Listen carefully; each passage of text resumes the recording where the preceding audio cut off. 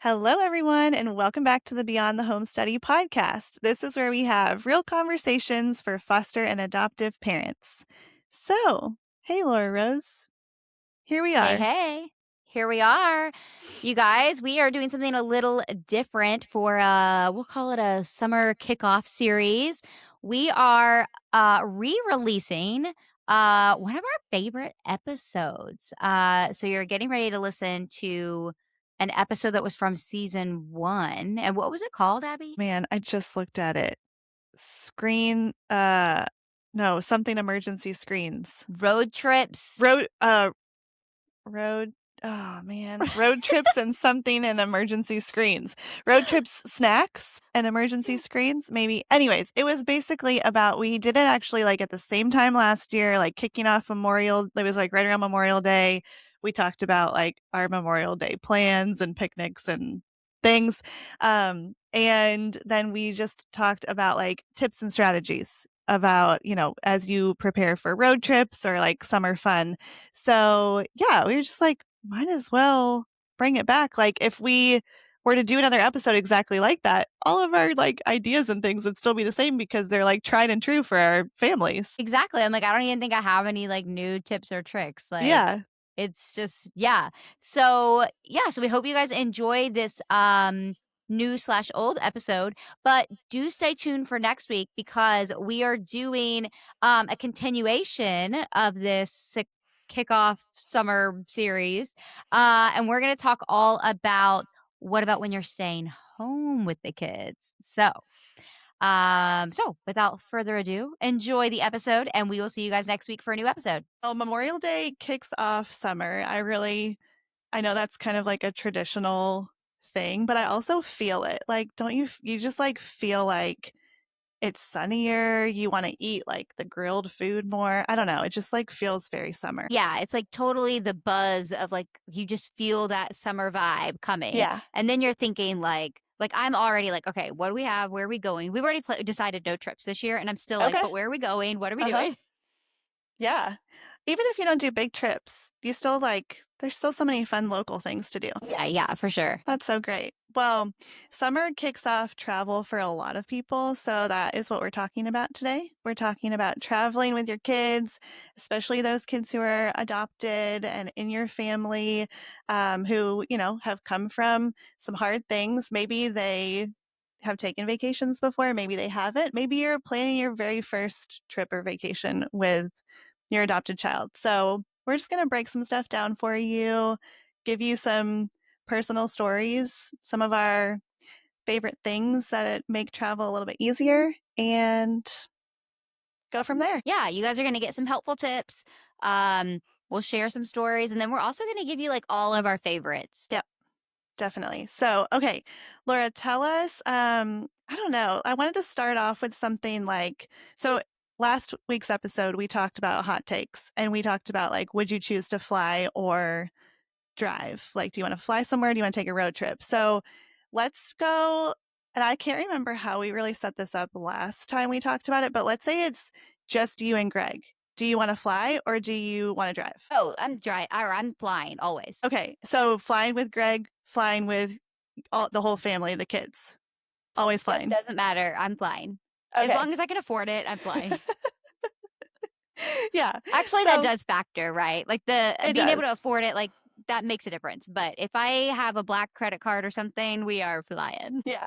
Well, and the timing too. Like, especially with kids, flying takes out so much of the in between time of driving that you have to plan for that. Like, there's so much more planning involved. Well, it breaks up the monotony. So Yeah. like we've done we've done tons of well, not tons, but we've done several road trips with our kids. Mhm. Both when we had one and then when we had two and at different ages.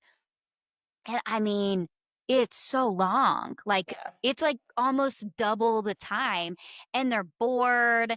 And flying, there's like, especially, you know how people are like, oh, I'll only do it if I get like a direct flight? No, I feel the opposite. I'm like, give me a layover. Let's get out of the Ooh. plane. Let's walk. Let's see something different. Yeah, I want to fly. I want a layover, a short one, not like a long one. Yeah. Yeah, not like overnight where you have to figure all that out. No, not even 3 hours, just like an hour and a half. Enough to go to the bathroom, find some food, grab a coffee, get back on the plane. Exactly. Yeah. So growing up, did you fly when you traveled? Did you drive? Like, what are your childhood memories of travel? We did both. Like, we Mhm. flew some, especially if we did longer, but my family were really big motorhome RV people. Nice. So we did a lot of our traveling that wasn't in the car. When we were younger, it was in the car, but like I want to say by the time I was like 12, we were like exclusively RV people. Wow. Okay, that's I fun. know. We're super So, fancy in our RVs. well, I was trying to think, you've taken your kids on an RV trip, right? Two. Two RV Two trips. RV trips, yeah. Okay, but you still would rather fly than do that. 100%. Okay, well, maybe we'll get into that more as we share some stories and tips. Um, Did you so guys do you have any RV experience or were you guys like fly or were you drive? yeah, so it wasn't until the year I graduated from college, my parents planned this huge out west trip with the RV. So, but what they did is they rented one. I was going to school in California. So they flew from Ohio to Denver, rented an RV, and then just like hit parks along the way to come over to California. Came for my graduation, and then I jumped in the RV with them, and we went to the Grand Canyon, up to Yosemite, the Arches, like all over. Um, so we did that trip in the RV, and then we've done one other trip kind of like that up in the Tetons and Yellowstone. But it was always like fly a portion, drive the rest. So we kind of like Okay. did Plus you're both. older. Like at that Yeah. point you've already yeah. But it also being older, and I come from a big family. So being older, there's a lot of big people to fit in an RV. You're not just like putting, young toddlers, like stacking them in a bed all together. So, on the last trip that we did, Josh and I were like, we'll bring a tent. Like, we'll follow along in a car and we'll bring a tent. Well, it was June in the Tetons and up in Yellowstone. So it was 22 degrees one night. And I was like, there is no way I'm sleeping in that tent. I will sleep on the floor in the RV. I don't care, but I'm not going out in that tent. So my brother and Josh slept in a tent, literally in the snow. Like I could post a picture of the tent in the snow. It was Oh my gosh. so cold. So I was like, we're not doing that again. You're not gonna take your kids and do that? If we do that, we will not sleep in a tent. I don't mind sleeping in the RV.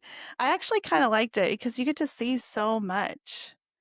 Like as you're driving through everywhere, I liked that part of it. Yeah, there's definitely pros and cons. Like, especially Yeah. like as we took our kids, yeah, there was totally some pros in terms of like making it more comfortable, which Mhm. honestly, and obviously this is an adoption podcast. So with my daughter, that was one of the biggest things for us. We were doing one of our first trips with her. Might have been our first trip.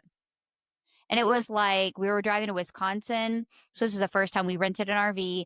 And part of the reason we did that was because we wanted her to have something that was consistent for her. Mhm. So you're Mhm. going to be in this place, you'll have this place, like whether we stop here or there, like you're going to have the exact same place. Um, and then have that safe place to come back to and keep it consistent because that was really crucial for keeping her the most comfortable that we could given just her personality and what she's been through. Yeah, that's really interesting. I think that's a cool perspective because then she can bring even more things from home that make her feel more comfortable too. Where when you're packing a suitcase or you're packing like a little carry-on bag on the plane, you're pretty limited in the things that you can take with you. So I like that idea.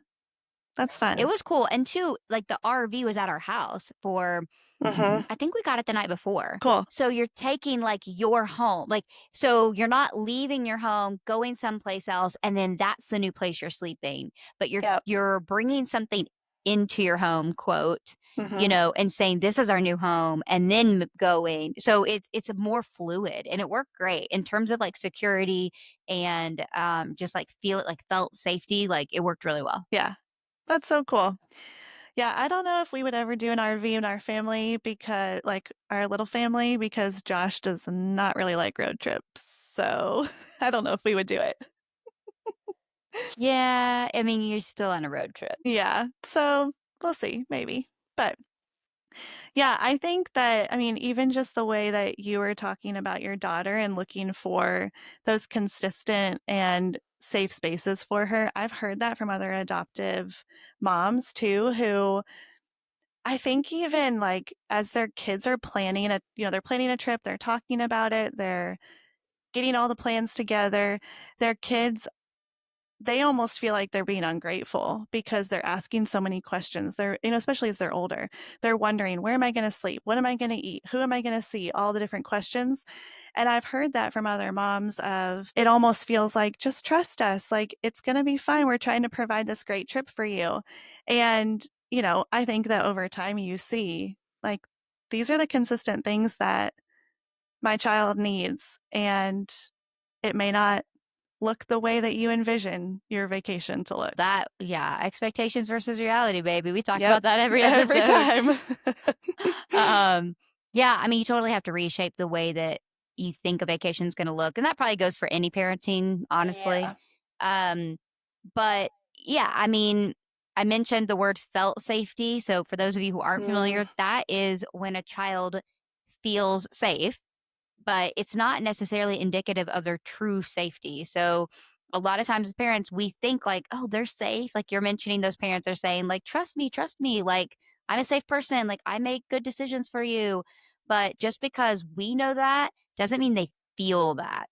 yep. And that disconnect is perception versus reality for them, you know? And so we have to endure the questioning, and really look at it from a different perspective because yeah, that's anxiety talking. That's, you Yeah. know, not a child who just is ungrateful. Yeah, and have you seen that that can cause, definitely a hard trip because if you have this one expectation of how your kids will react or what you're trying to provide and they're not seeing it the way that they are, it makes for a hard trip, but also could lead to regressions, maybe on the trip, but then also when you come home. Oh, absolutely. Trips are like I mean, just the sheer anticipation of a trip.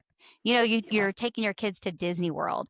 There's something called like self-sabotaging. And sometimes we like hear about that in terms of like relationships, like, oh, I self-sabotage my relationship with my boyfriend. But like kids will do this. And adoptive kids do this all the time. Because there's this built up anticipation. They want to go to Disney. They're excited about it, Right. but it's so much pressure because it's different and they don't know what to expect it and they've never been there and they feel maybe pressure to behave or pressure to have the perfect image that you've built up even if you've talked about it in a way that you don't realize and then they'll just start what you called regressing. They'll Mhm. start self-sabotaging and that will look like regressing. Maybe they'll start acting out more and that can just be the lead up and then obviously they can bleed into the trip itself coming back. Mhm. That's a whole nother ball. Re-entering reality, that's like, whew. I know, maybe we should have an episode on that next where it's like, okay, how many days should it take you to recover from said vacation? I mean, I felt like that before I had kids and just when I worked, like I would prepare so much before leaving, get everything set. So everything was like, no one had to reach out to me with any emergencies. I go on this trip, turn my email off, and I come back and I'm like, why did I even go? Like everything Yeah. fell apart, or there's just so much that needs to be done when you come back. It was like, I need a vacation from my vacation. Absolutely, and think about how our kids feel, like, they're Yeah. re-entering, back from this, like, super probably, like, sugared up, hyped up, no sleep, they're so off in so many ways, and now we're saying, like, "Oh, you need to come back and just immediately get back to the routine." Like, Yeah. that's not realistic. That's not Yeah. realistic for me, Yep. that's really not realistic for our kids. Yeah.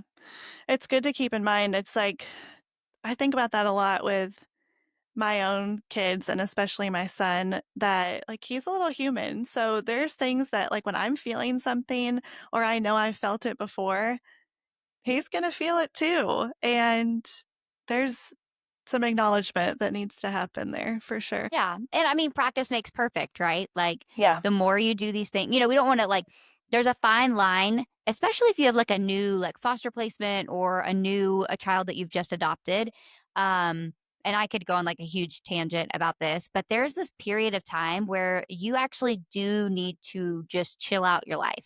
Like, Mhm. take whatever you're doing and, like, divide it by I wouldn't even say 50%. I would say even less than 50% in terms of what you're Mhm. doing. Obviously, there are, like, things you can't control, like, you guys moved and, like, things like that.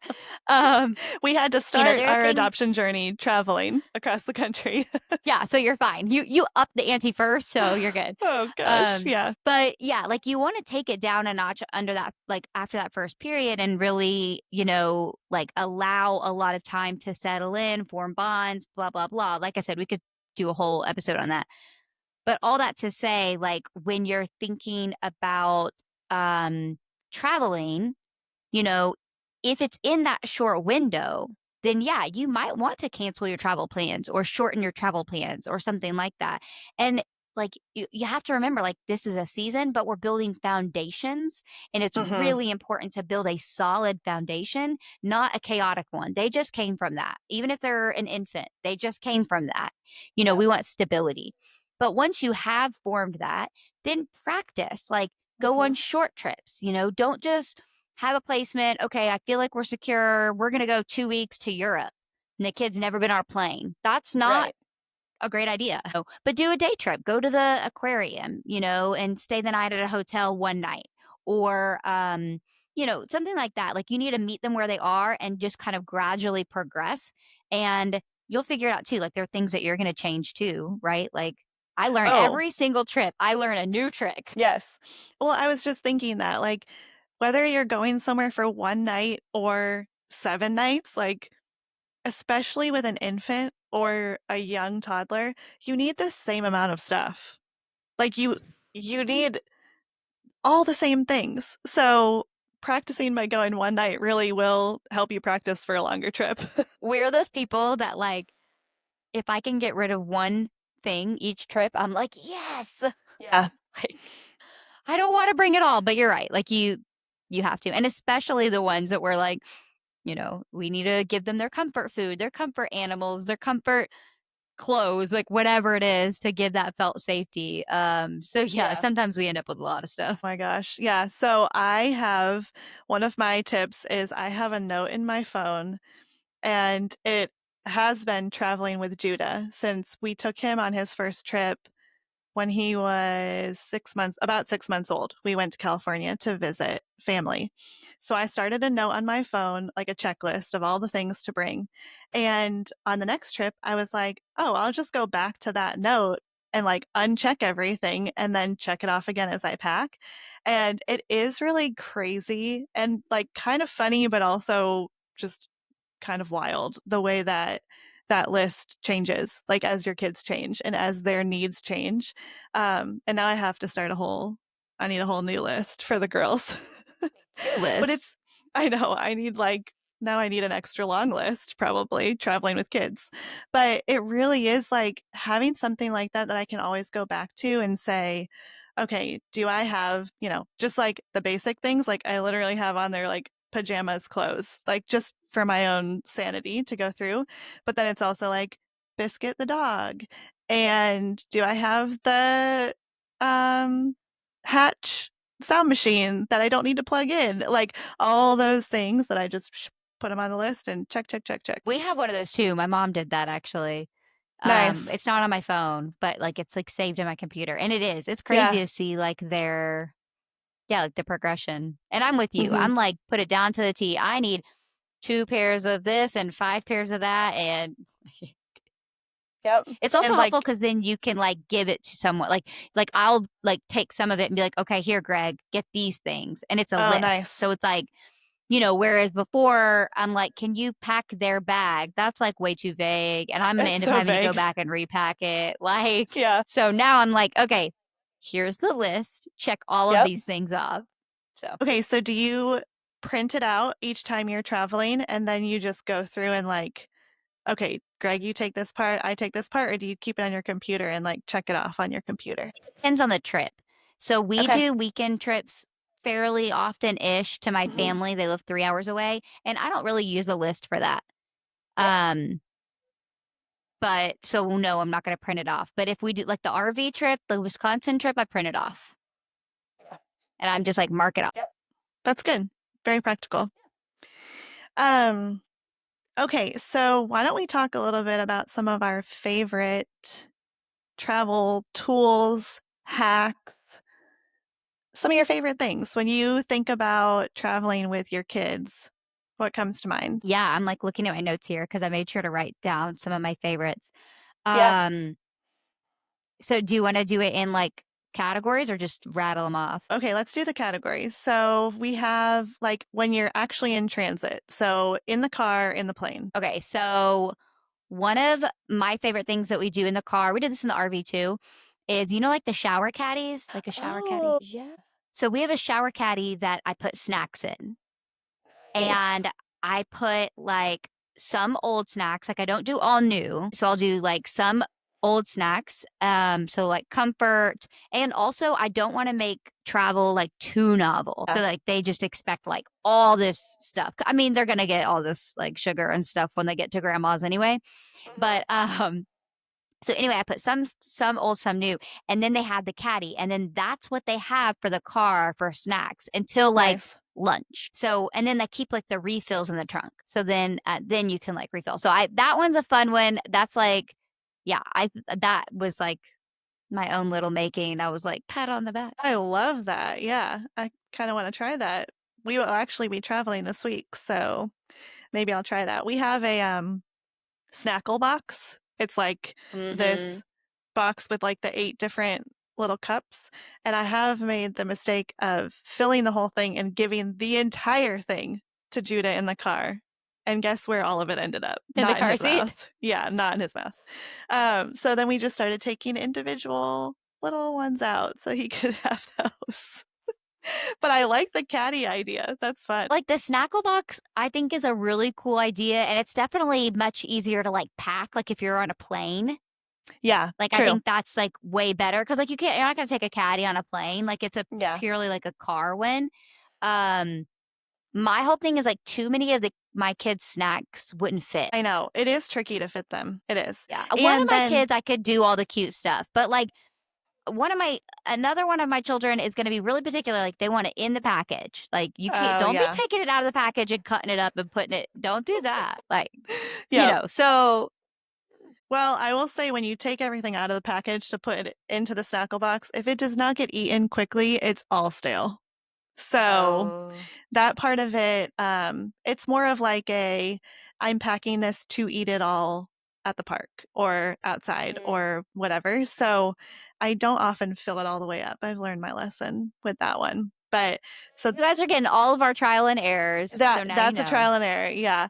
I do think for the plane, I've actually never used this, but I've seen people use um there's a name for him, but it's like you push the little button and the snack box like spins around. Yes. It's like the circle. I think those are fun and they look like they seal pretty well. So if any of you have used that on a plane, I've seen like I've just seen it on Instagram and stuff, but if any of you have used that, let us know if that actually works or if it just looks fun. It's like a toy and a snack box in one. Yeah, it might be fun for, like, one, right? I still Yeah. think we couldn't do that. It's like, It there's not many things that would fit in there. Yeah, because like you can't put a whole A whole wrapped bar. Like, bar or beef stick or whatever in it. Yeah. oatmeal. Yeah. Oatmeal. Oh gosh. That sounds Yeah. like such a mess. Oh gosh. Yeah, it's fine. It's all Yeah. good. Yeah. I mean, you make it work, right? You make it work. One of my favorite things, and this is not like something that you can just go buy, but it's just an idea as you think about traveling, especially in the car, is to trade toys with someone. So I've I've seen other people do it, but then it was really sweet. There was a woman from our church who we were getting ready to go on a trip, and she said, "Can I give Judah a little box of toys? They're just things like my grandkids had that they enjoyed and they don't play with anymore." And I was like, "Yeah, that's great," because I told her kind of like what he likes, but he'd never seen those toys before. So that was a really fun idea. So even if like you and a friend are both going on trips, like put together little boxes of things and trade them. And like things that you don't care if it comes back to you. Those kinds of toys, you know? Or you can go to like the Dollar Tree and just pick out a few different things that something that's new. I think that's really fun to like, especially when a meltdown is like maybe starting to come on a road trip to be like, how about we try something brand new that you haven't seen before? So that's just like a fun tip you and your friend could do together. Yeah, so Goodwill is totally slept on for this. Oh, yes. So true. Like, they have toys, guys. Goodwill has toys. And So many the toys. plastic so many toys, and the plastic ones are really easy to clean, Yep. so, like, that's no big deal. Books are a little harder. We've gotten books, and I'm like, "It'll be fine." Yeah. Um, Harder to wash off. but a little harder, yeah. But yeah, you could totally yeah, with a friend, great, also Goodwill. We actually keep a so in addition to our caddy, we have a box of toys that are car toys, Love it. and we don't bring them in. They're only in the car, but I swap them out. And so on road trips, we do the same thing. And yeah, and we try to like they don't have access to that box. Like I have access to that box. That way they can't just like see them all at once. Yeah. That's good. So then it's nice because you're like giving one toy, they're done with it. Okay, here's another toy. Yeah. So I've seen people do this. Like I've seen reels of this where they'll put a string in their car, like, if you have, like, a minivan, so you, like, attach it I don't know what you attach it to in the front and then to the back seat, and you, like, use it like a pulley system. Have you seen this before? So you, Oh, like that's not what I thought you were about to say. Oh, you, like, attach it and you can, like, pull the rope. I'll have to find it and post it, but you, like, attach a little bag onto it and you, like, deliver, like, new little toys to your kids in the back, which sounds like a ton of work, but also is really cute, and, like, I remember my mom doing things like that when we were young. A pulley system? She didn't have the pulley system, but she had, like, little brown paper bags that, like, every couple hours she would, like, hand out another bag to each of us that had, like, either a Oh, I snack like that. or a little toy, like a fidget thing, or like I always thought the little bingo, like the Yeah. bingo things, like as you're driving, you're like looking for signs or trucks or the license plates of different states or whatever. But yeah, she would totally do that with like a brown paper bag and like you just seal it, like close it up and then pass it Okay, back. I like the bag idea a lot. That's actually genius. Yeah. A snack in there. Yeah, like stickers. Ooh, stickers. Yeah. There's so many like different things, like a new little poppet. My kids still like the poppets. Yep. Yeah, there's a lot of good things. You know those like what are they called? Like the kind of like the etch a sketch, but like you make a mustache. I'm talking about is like Oh, magnetic shavings. You played with oh, this as a kid. you make a mustache. Yeah, it's like a guy's face. He's bald and then it's like magnetic shavings, and then there's a pin, and the pin moves the magnetic shavings, and you could like give them hair or like a mustache. Okay, I've ever seen that. I need to find a What? picture. Okay. They're really cool, but like you can buy Okay. little mini ones of them too. Yeah. It sounds But yeah, fun. like little stuff like that. Yeah. Or like that, like now they have that drawing pad, that's like that's Yep. like at Target, I'm talking about where you draw and it like is a rainbow. Yeah. Yeah, I actually, my mom got it for Judah for one of our plane trips out to California. It's one of those pads that, like, you draw in it and you click the button and it clears it all. Have Yeah, you yeah. like the little it's like a little I it looks like an iPad, but it's like just this Yep. little doodle toy, and I actually need to get that back out for him because he really liked it at first and then it kind of, like, lost its novelty, so I put it away for a little Hmm. while, and I think getting it back out, I think he'd like it again. But those are good because 'cause they're, That's like, one of our car ones. flat. Yeah, they're, like, really flat, easy. They'd be great for a plane too because they're lightweight and flat. Yeah. Yeah, let's talk about it. Planes. I like Yep. suction toys. Even if your kid's Yes. older, I think squigs are fun. Like, Yep. so any type of like suction toy. if your kid is older and it's not a concern, magnet toys are Mhm. great. They've got like lots of little like doodad guys that magnet together. Um, obviously like screen time's a thing. Like Yep. we don't need to shame anyone for letting their kid watch an iPad on a plane. Yep. Um, gosh. I know. It's just a Um, necessity. It really is. Greg and I play a game though. We'll be like, how far, like, how long can we go? Like, can we do it? And we've made a few trips with like none. Like, it is Yeah, that's doable depending good. on your kid and the timing. But let me tell you where we sacrifice. We sacrificed with how many times we stopped. So when we travel, we stop. When we road trip, we stop a lot, a lot, a lot. And I know that's not like feasible for everybody to, but yeah, I'm trying to think. What What are are some some other toys that like you really like? so toys for the plane, definitely like anything that suctions like to the window or even sticky like post-it notes. I've brought just like a stack of post-it notes before, and there's just something about like you can stick them on anything, like the seat in front of you, the window, Yeah. the little, armrest next to you, like all the different spots. Um so that's really fun, and then you take them all off and you do it again. So that's like a really simple, easy one. Um, Honestly, planes, it's headphones on watching screens most of the time or listening to music. Like I have downloaded Spotify playlists before that some of them have like little animations that go along with like the super simple songs or like some of there's Mhm. probably others too, but they just have like the little duck walking along the screen, and it's just easy, simple, nothing like Yep. super like high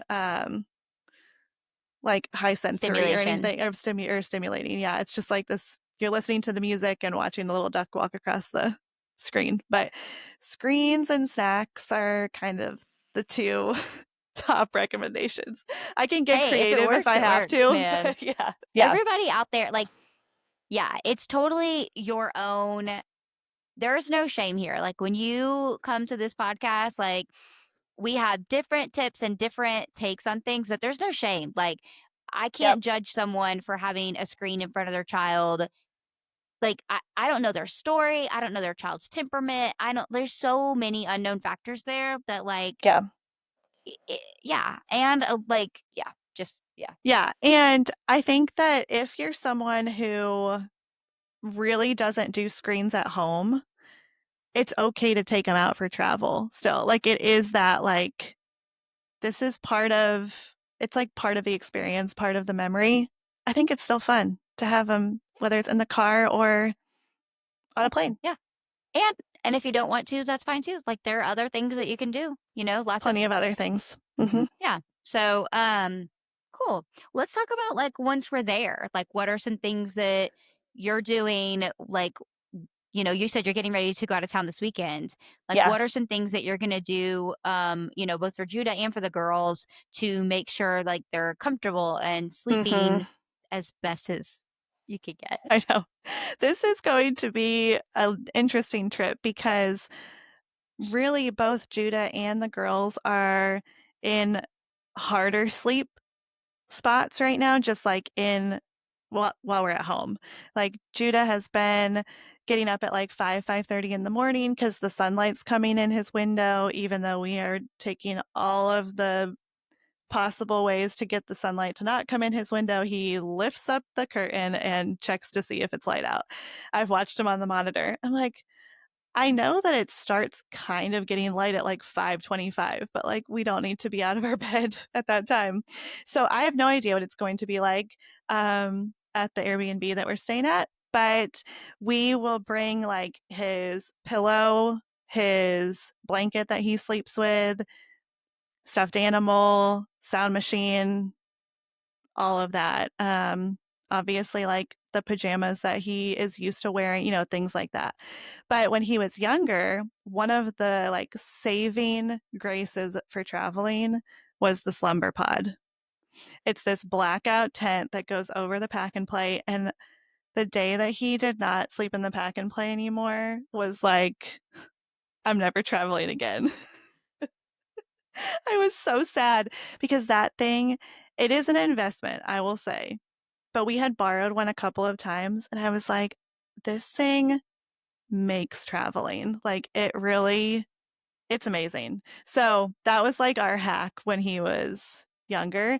And the girls don't really need it yet. So I think they'll just be in the pack and play because they're used to sleeping pretty much wherever. So I think they'll be okay with it. But they'll still be getting up every couple of hours while Judah's But that's trying to no different than sleep. home. But it's no different than home. So, but kind of the same thing of like same sound machine, sleep sacks, just the normal things that take up a lot of room in a suitcase, but they have to come with us. But What they about have to you? come.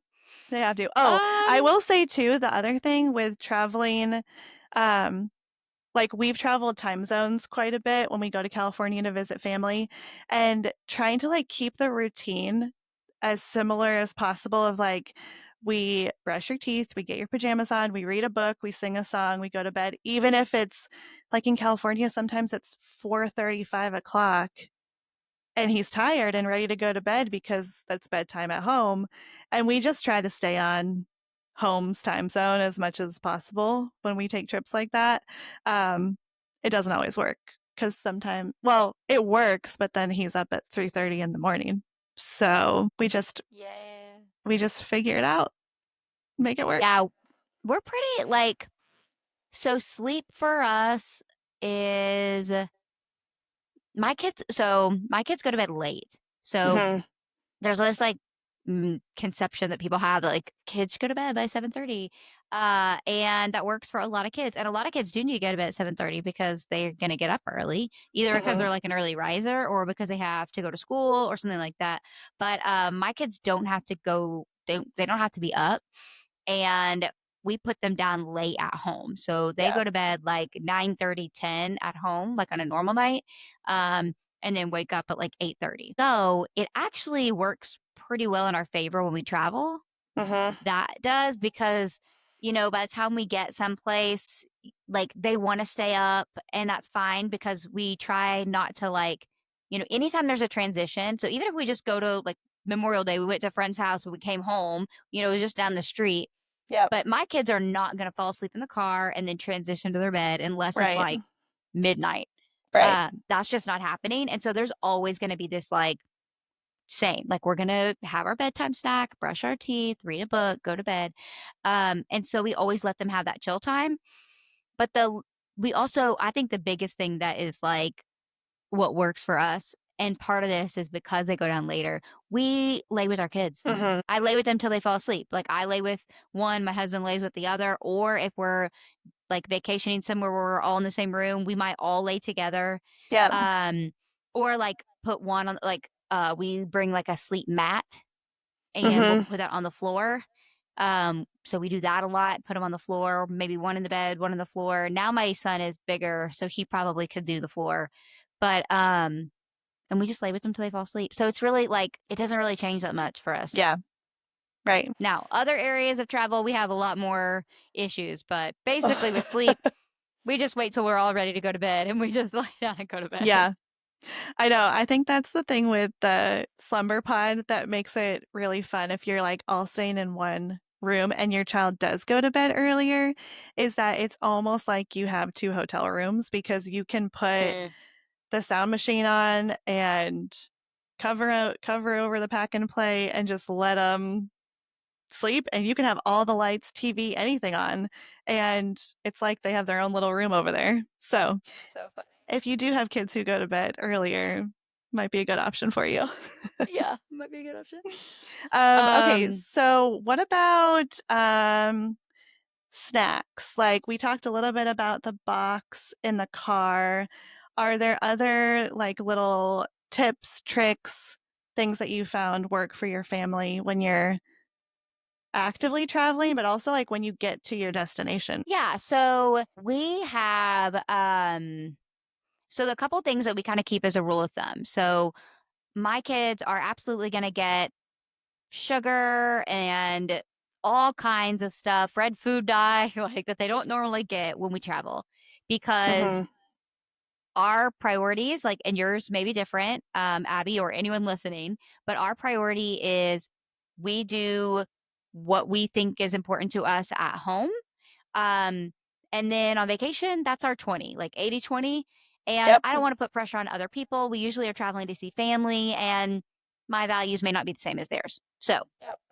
all that to say, they we say free for all for that. I don't put limits on stuff like that. So if we go and they want ice cream and they want another ice cream, that's fine. You can have another ice cream. Mhm.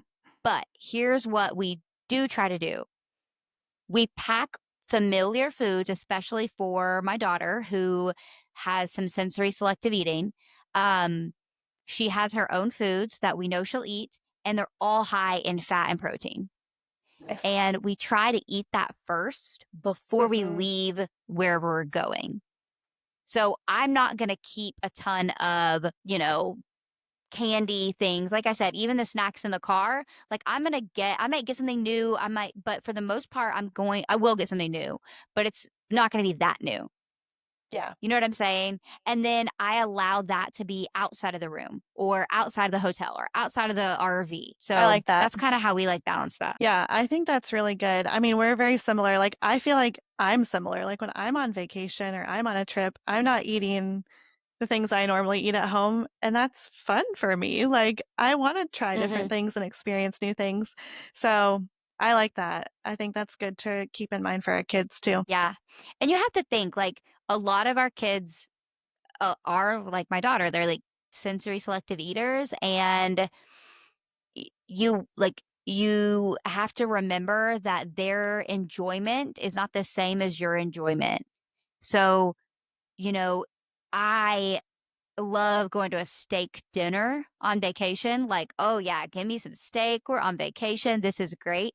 And that enhances my experience. Right. But for my daughter, a steak dinner is absolutely not going to enhance her vacation. Okay. She doesn't eat Yeah, meat at all. But that doesn't mean yeah, she's not enjoying it. right. She can enjoy it in a different way. And so trying to reshape that thinking too. Yeah, and I think it's good that, like, your daughter can see you or others around, like, it's an option for her if that's something that she wants to choose at some point. It's not like you're saying, "No, you can never have this," but she isn't choosing it right now, and that's okay. She And doesn't a lot want of it. times we'll be like, okay, cool. Well, we're at a restaurant. I'm getting a steak. Would you like a milkshake? Yeah, You know, like, that's which so great. also I'm like, cool. Dairy, there's some good vitamins and calcium in there. We Yep. got some good fat in there. Cool. Vanilla milkshake it is. That's good. I kind of like, I wanna have a milkshake for dinner sometimes. I I think know. that I want one sounds right now, actually. That sounds good. I know, it sounds really good. Strawberry milkshake. It's my favorite. Yeah. Yum. Okay, so we talked a little bit about this at the very beginning, but in any time that we're planning a trip, getting ready to travel, let's talk about expectations. Keeping expectations low.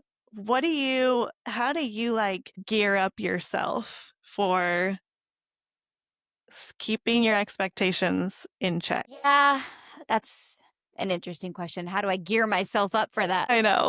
So for me, a lot of it has to do with other people's expectations. Okay. I have to get myself in a mindset that's almost like pigeonholed, like what does my family need? Because I can't please everybody else and their expectations. Mm, And that is when I start to feel like dissatisfied. yeah. When I think like, oh, I'm here to visit Aunt Sue. I don't have an Aunt Sue, but I'm here to visit Aunt Sue, and Aunt Sue really wants, my kids to ride this horse because we're at a horse farm. But my kids don't want to. And now I feel guilty or I feel bad because my kid's not doing the thing to fulfill this adult's wishes. You know what I'm Yeah. saying? And then, That's hard. so yeah, that's hard, but that's so wrong. Mhm. Like, one, Aunt Sue, you need to get it together because your enjoyment is yours and yours alone. Like, you Yeah. can't let what someone does or doesn't do fulfill your, excitement or enjoyment or whatever. And then also, like, for me, I can't control my kids and I can't control Aunt Sue. Yeah. So for me, setting those expectations largely has to do with reframing my expectations for who I'm around. Yeah. So whether it's family or friends or whatever, that's what hits me. I know that's not everyone. Some people it's more about like your child's specific behavior, but for me it's Mhm. more about other people. Yeah, and I mean, Josh and I we've been working on this and I feel like we still need to be just growing and continuing to work through like what does communication look like with family before a trip and then also during and like what does that look like where you're trying to keep everybody on the same page of knowing like yeah, I mean, we have said it before where it's like we can't eat dinner at 7:30 Pacific time. Like Judah will be fast asleep. We know that about him. We know that that's not going to be enjoyable for any of us. And so like how can we kind of shift and, you know, create plans that will be meaningful for all of us and like helpful for all of us. But then also knowing like there are times that we have to just say like, yep, he might fall asleep at the restaurant, but you know, we'll just hold him and that's just how it will be. But just like trying to I don't know, it's hard to like put it into words because we're still very much processing it of like standing up for what we know is right and like what we know is going to happen before it happens so then we're not all frustrated after it happens and it's so like it's tricky even just a holiday like we're talking about travel but even just like a holiday like uh Memorial Day lunch or Christmas dinner or whatever it might be like it's hard to navigate that, and I don't feel like I have a lot of tips to offer because I'm very much still figuring it out.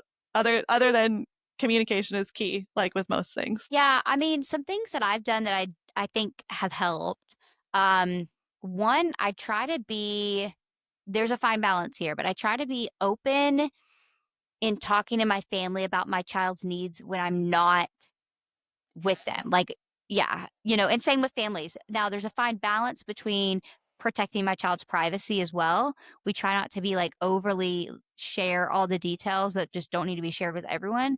Yeah. But I think that we can still talk about like, specifically like sensory stuff. Like I talk about sensory and trauma. And I think that it kind of gives them some kind of like forewarning Mm, almost. And then the other thing we do is when we're going to visit like family, or they come to visit us or whatever, we will ask them, like, so let's say they want to go out to dinner. And yeah, like I know my kid's gonna fall asleep or something like that, like with Judah. I would say, like, what's your expectation for how this dinner is gonna go? mhm. And then I'm like, if you're okay with XYZ, for us, when we go out to dinner, most of the time I'm like, if you're okay with one of us sitting here while the other one walks away with the children Yep. until it's time to eat, great. I don't care. We can go to that fancy restaurant. I have no problem with that. Mhm. Give me that steak dinner. But Greg, but you if can go you're take a walk while I eat my steak yeah, dinner. exactly. We'll take turns. It's no big deal. Yeah. Just make more, yeah. But then, like, but if they're like, no, I like that's going to be embarrassing, or I can tell based on what they're saying that they might be Right. embarrassed by that or something. Then I'll say, okay, well, that's not a good option. So why don't we either do takeout, cook a meal, or go to a restaurant that has something outdoor, whatever. Yep. And honestly, all of our family has been so great when we Yeah. do those kinds of things, just like preparing them. Like, this is what this is going to look like. What are your expectations here? Yeah. I think that's really good. I like framing it in the expectation realm too, because yeah, it's sometimes just hard to know where to start that conversation. Well, sometimes they don't know. I think Yeah. a lot of times, like, I've said before, like, unmet expectations is like the bane of my existence. It's like everybody's disappointment. Yeah. It's like that root cause. And so sometimes you don't realize you've been holding that expectation. Yeah. That's true. So asking the question is really helpful.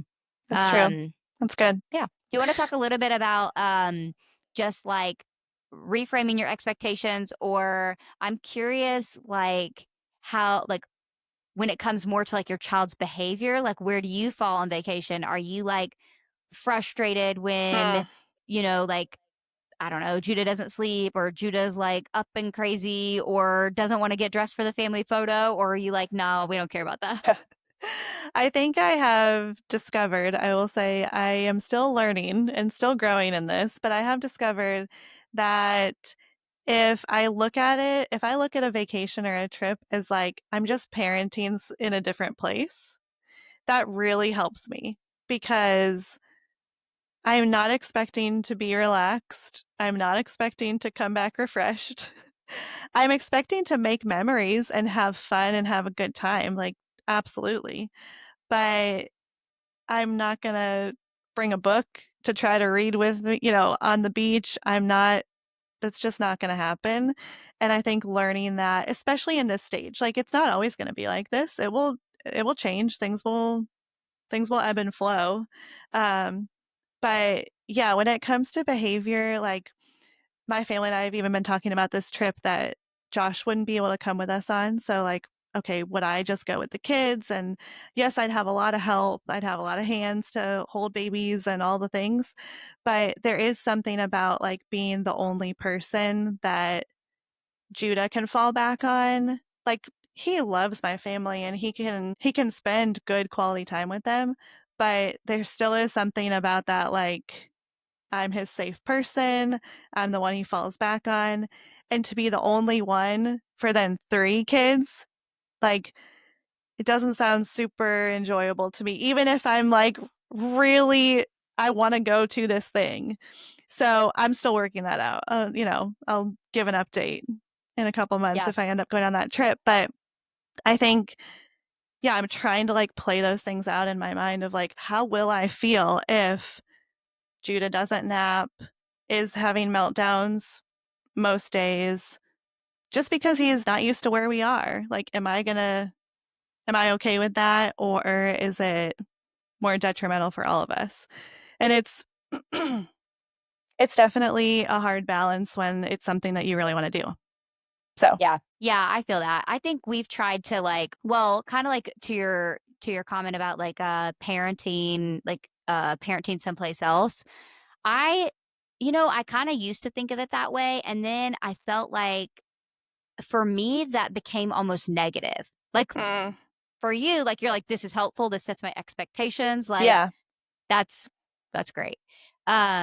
Yeah, so I think it is helpful for a lot of people, but for me, I felt like it almost made it feel like, well, what's the point in going? And so I've tried now to think about vacation, and I think I've realized that for a while I was taking the word vacation and making it synonymous with rest, and yeah, that's why I was right. disappointed.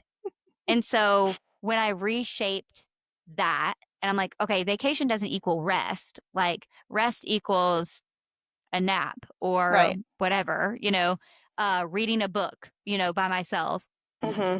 Um, that helped to me to still be able to enjoy vacation because I wasn't going expecting rest. Right. So I mean, same effect, just Yeah. yeah, but interestingly enough, what worked for you made it worse for me. Yeah. No, I can definitely see that. I think like as my kids get older, I think my mindset will shift in that too because it's more about let's go create the memory somewhere and it's not worrying about like did I bring enough bottles and formula to feed you every 2.5 hours so we can go out and do this excursion and do the like it's a lot of mental load and capacity that is taken up with that like, I don't wanna be a buzzkill. I don't wanna be the one who's like, "I'm never leaving my house," because 'cause I'm good with, like, "I'll feed you on a bench at the park, like, no big deal, it's fine." But I have to, like I think that's why I asked you the question the way I did of, like, I have to, like, gear up for that. Like, I have to Yeah. really work myself up. I need a lot of Alani if I'm gonna do that. Right? You see a game changer now that you drink Alani. You're like, okay, give me all the vacations. I got this. Oh, man, We yeah. definitely stock up on Alanis before we travel, for sure. Yeah, that's good. Oh, that's Yeah. good. Cool. Yeah, absolutely having to like just do things different. Let it go. I'm with you. I don't want to be the buzzkill. Like I know.